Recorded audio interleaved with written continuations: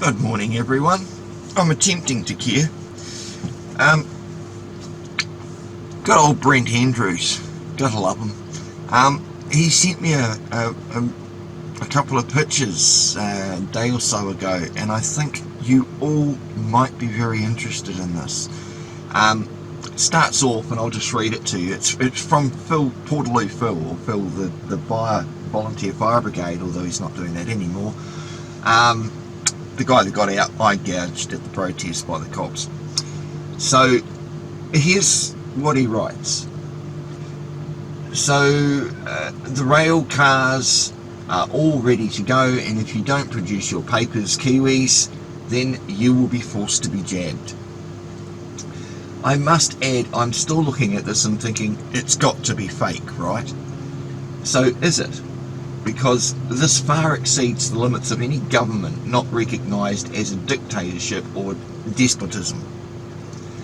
At some stage, unreasonable demands that breach the rights of citizens must be met with the unified resistance. If we all allow this to happen to the COVID unvaxxed, when does it stop? When we allow a government to enforce tyranny to any one of our fellow Kiwis, to force a medical treatment or part of an experimental known to have a significant adverse reaction response rate on those who are fine without it, we've all been complicit in a tyrant regime. Do not let this happen. Post any similar letter if you receive one to confirm this is not a hoax. We must prepare to fight for our rights before they attempt to forcibly take them. Well said, Bill. This is what he sent, or what was sent to him.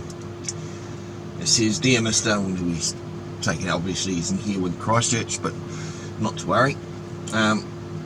COVID-19 Public Health Response Act 2020 legislation is changing, and from the 1st of June 2022, so less than a month away, it will be mandatory to be vaccinated against COVID-SARS-2. I don't see why, considering it's not even a problem anymore, considering the other variants are going. And I get that the COVID-19 Public Health Response Act 2020 Section 4 says it's to mitigate and prevent the outbreak. Clearly the vaccine is doing neither, so the law is not fit for the purpose. It's not worth the piece of paper it's written on. You'd probably get more use out of it in a toilet after a good dump. But I'll carry on. Our records show you have not received your first vaccination. This is necessary to keep yourself, your whānau, and the community safe from the harmful effects of COVID-19. Any full and part-time workers, employed or voluntary, private and public, who fall under these roles must receive their first dose of the vaccine by 11:59, 1st of June 2020.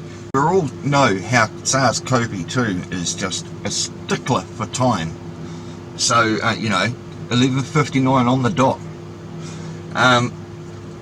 They must receive their second dose by the 1st of August 2022. If eligible for a booster, they are required to have this by 11:59, the 1st of October. So it sounds like the next 4 months they're trying to mandate everybody, because it doesn't say, it says any full and part-time workers, employed or voluntary. So if you want to volunteer your time, they're going to force you to be vaccinated to volunteer work. That is absolutely against your, and let's point out, in the New Zealand Bill of Rights, Section 8, 9 and 10 are the only absolute rights you have. The rest of the rights can be reasonably justified, provided there is reasonable justification. They can be limited. They're subject to Section 4 and 5 of BORA. But Sections 8, 9 and 10, right to life, I believe it's a right from medical experimentation, and the right to be free from torture, or ill treatment. Those are 3 absolute rights that cannot have reasonable limitations put on them, okay, or justified limitations. So yeah, booster are required by 1st of October 2022, in line with the changes to the vaccinations order that came into effect on the 1st of April 2022. So it'll be the vaccinations order that came into effect. Notice they're not stating what vaccination order. They're very vague on that one, but apparently it came into effect on the 1st of April. So go back, look at what COVID legislation came into effect on the 1st of April and see where they're now mandatory, making sure everybody's supposed to have a vaccine. And we all know mandatory doesn't mean you've got to.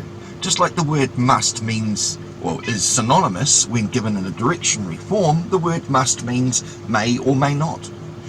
Okay, so don't think must means what it must mean. Just excuse him. Miriam, what's going on?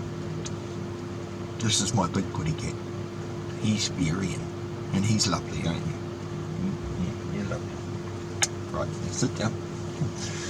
COVID-19 Public Health Response Act 2020 legislation, and this is in bold, has been revised and now includes up to $15,000 fine or 6 months jail time.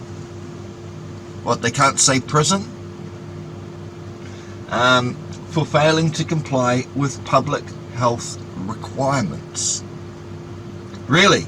So you get jail time for failing to comply. Now, no, it's not like you're found liable or guilty of an offence. No, they're just saying you're going to get jail time.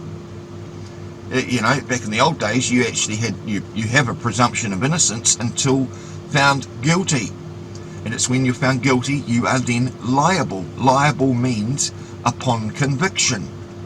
So what a crack up this bloody letter is. To book your vaccination, please call the COVID vaccination helpline 0800 28 29 26, because we all know how fucking useless they are.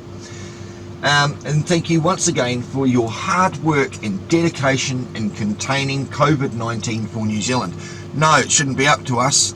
The government's the ones that made the rules. Perhaps they should contain it. I know. Why don't you take the 120 odd people that hang around in that fucking wasp nest in central Wellington and take them for a long walk or a short pier? Because until you get rid of, and people say, how do you dissolve government? As me and Brent have discussed before, the only way for government to be dissolved, it's not up to the Governor General, it's up to the Prime Minister. And what Prime Minister is going to go and say, oh look, I want to chuck it in, let's dissolve government, I don't want to be PM anymore? That ain't going to happen.